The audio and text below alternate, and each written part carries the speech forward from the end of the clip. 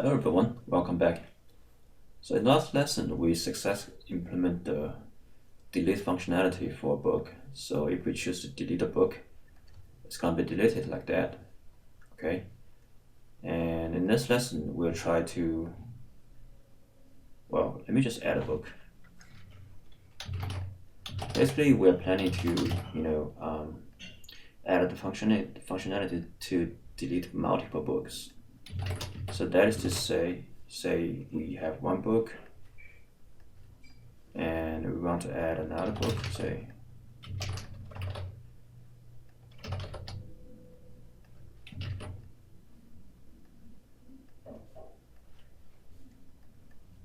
we want to delete multiple books, and so we select this book and click on delete selected. Those two books will be gone, okay? Or we can use this select all button. Once this is select, all of them will be selected. Once it's unchecked, none of them will be checked, okay?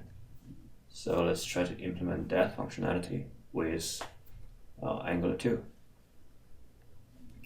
So first, let's come back to our book list component HTML. We have this checked, right? And we have this all checked as a variable defined.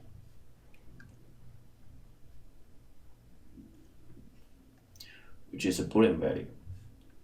So that is to say, when this all checked is true, we're gonna do something. When all checked is not true, so it's false, we're gonna do something. Basically, when this all check is true, we're gonna select all the books. That should be it. And we are detecting the change using this method update remove book list. Okay, and the result will be detected here. So this method is taking two parameters. One is the value of this checkbox, whether it's checked or not. Then the other one is the book, which is the current book. Okay. So let's understand how does this work. First, come back to our book list component. We have a list or array, book array, called remove book list. So this array by default is empty. And later, whatever we select, we checked. Once we check on this book will be put into this list. Okay. So whatever checked book will be put in this remove book list. Unchecked will not be in this book list. And eventually, when we are trying to click on this button, we're gonna just delete all the books that residing in this remove book list. So that's the strategy. So the point is, whenever we check or uncheck, we need to update that list. And that's why we called the method name called update remove book list. And this change, basically, whenever there's a change to a checkbox, we'll run this method, okay? And also we have this, input box at the header level, which is at the top here. And whenever there's a change on that value, we're gonna call this method update select, all right? That basically, just either put all the books, into the remove book list, or you empty the remove book list, because eventually the result is once you click them, all of them will be selected. Okay, so let's just try to implement those methods here. So first, let's define the update remove book list, and we have a parameter called checked, which is a Boolean, and book, which is a book type. If checked, this dot remove book list dot push book, we add this book to the remove book list. Else, we're gonna remove this book from it. So JavaScript doesn't have a remove, element from book, from list. So we have to use splice like this, splice, and then we get an index of the book, and we splice that book from the list. Basically, we remove it. Okay, so that's update remove book list, and then we have another update selected check boolean. So this basically controls all the books.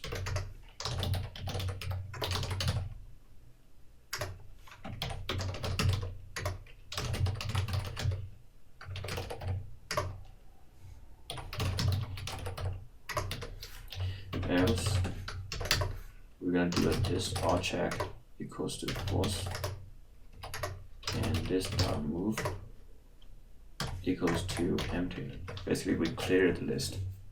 Okay. And what does this all checked do? Why we need this all checked? Well, if we come back to our list, when we click on this, we want to select all of them, right? When we uncheck this, we want to deselect or unselect all of them. So in order to make that, we have to do something, to manipulate that. So the point is, we're gonna add this variable, and this variable basically is acting as a flag. And if we come back to our template, you see we have this checked element. This is basically a Angular 2 property. This checked equals to this boolean value. When this is true, this checkbox will be checked. When this false, this checkbox will not be checked. And this is in a loop. Okay, so every element will be having this property. So we are using one variable, one boolean flag to control all the list items. Either they are checked, either or not all checked. Okay, so that's why we are having this effect. So this even get rid of the problem, like if you have one of them check and you still check them and uncheck them, that still works. Oops, did I just delete? So this is a very interesting thing, okay? So whenever I select all of them, like this way, and uncheck one of them, that one is gone. So if you're interested, you can pause the video and try to debug. So this will be a very worthwhile effort if you can figure out a problem. And I will just tell you the problem, where does it come from, okay? But I encourage you to try yourself, see if you can figure it out. But if you try a little bit and you can't, that's okay. You just continue to look at a video, I'll tell you. So basically what happens is here. So this is how you actually debug. You just think about things logically. So first, I select all of them, right? And then I click on one of them, and then that one's gone. So basically, what triggers the bug is that I uncheck it. So I uncheck. If you come back to the code, we have a change detection. When there's a change, we're gonna update remove book list, right? So if we come back to our book list update remove, and when we unchecked, the condition will goes here, this dot remove dot splice. So basically we are removing a item from the remove book list, right? But how does this remove book list, remove item from this one, will impact on the display of the two? Because this two actually is coming from this book list, not remove book list, right? So there must be something incorrect. And if you keep on digging, you'll see that I have made something like this dot book list equals to this dot remove book list. So this is a bad habit, okay? So if you are familiar with Java, in Java, a list is a reference, okay? It's not a primitive type, so it's a reference type. It's a reference referring to address, and when you're trying to, do something like this, something equals array, you're trying to pass the reference to that reference. So the two references actually are referring to the same memory address. They are referring to the same array instance, okay? So this is something you need to pay attention to. That's for Java, and it looks like JavaScript is the same. So whenever you're trying to copy an array, you cannot just directly do something. And moreover, whenever you're trying to, do something like a reference, you should be very careful, okay? So instead, we can simply do a split. This will, will be slice. This will copy the array to this, this remove book list, but it will not copy the reference address to this remove book list. So in this case, if we come back and we uncheck, check, it's still there, okay? So that basically fixed the problem, all right? Now, let's see if we can delete all of them. Just click on delete. Oops, looks like this one is not working yet. And we have a bunch of errors. That's interesting. First one, dialog result, example dialog did not match any elements. And self context remove select book is not a function. Okay, the first one I think is in the app.module.ts. We are bootstrapping this dialog of this component, which is redundant. We don't need that. Then the second thing is if we come to our book list component HTML, at the bottom, when we try to delete the select, when we click on this button, we are actually calling this remove selected books method, remove selected books method. And if we come back to our book list component, we haven't actually defined that method yet. Okay, so that's the problem. Let's define that. Remove selected books. So this is gonna be similar to what we have here.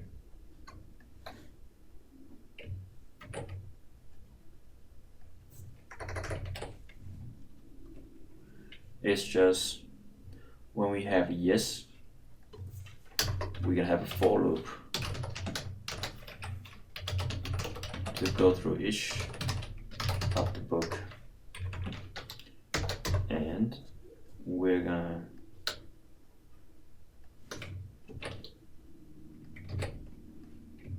delete each of the book, and then we don't have to run this every time. We can just do a one time when we finish the if, when we finish the for statement. It's here.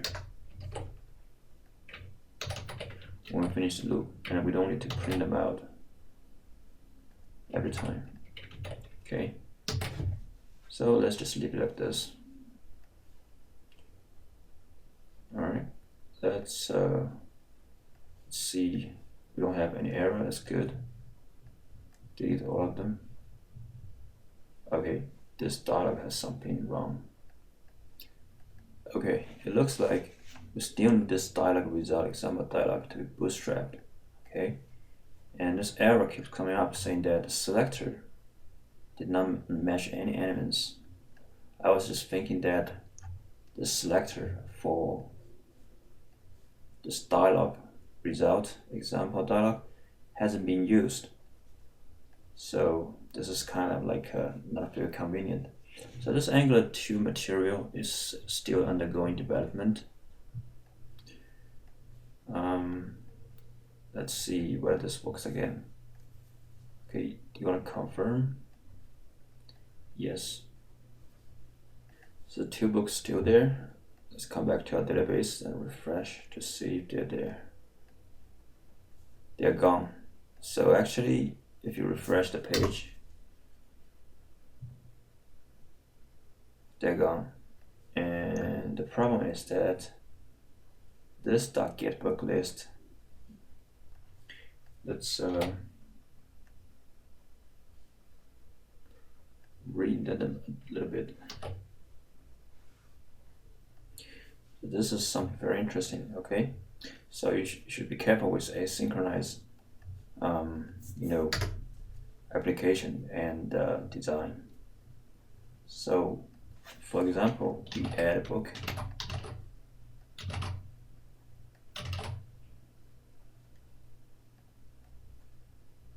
All right, so we have added book. Let's try to delete that.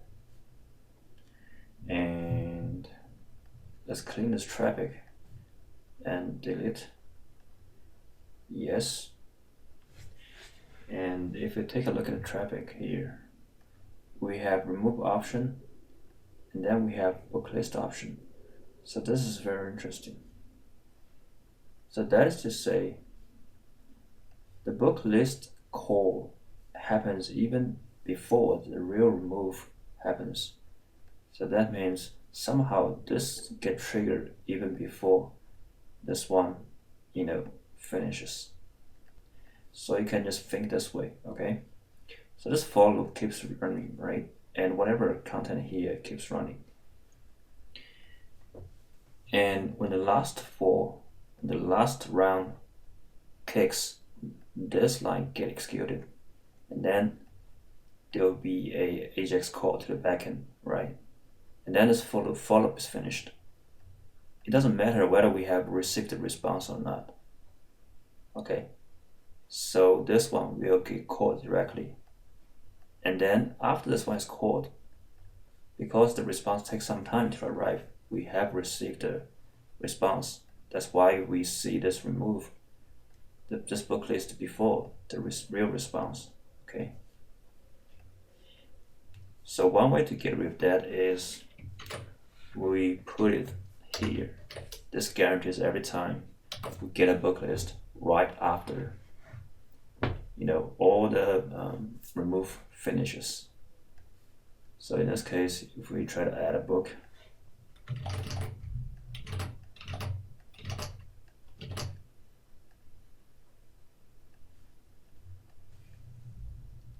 and we delete that,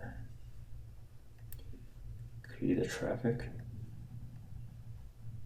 Yes, so it's gone, and you can see this remove book list happens. But the downside of this is every time we delete one element, we'll call this get book. So this is the trade-off. So in order to put it easy, we can just simply call a reload of the page.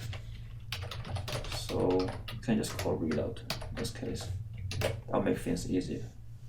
Alright. So this is something very interesting. It's a good lesson. A lot of times when you see some weird effect, weird bug, you should think about logically what's really causing the bug, what's the root cause of the bug, okay? Debugging is a very interesting thing, and if you can master it, you'll be very, very helpful in your developer career. Alright, that's pretty much for this lesson. We'll continue the next one. See you. Bye.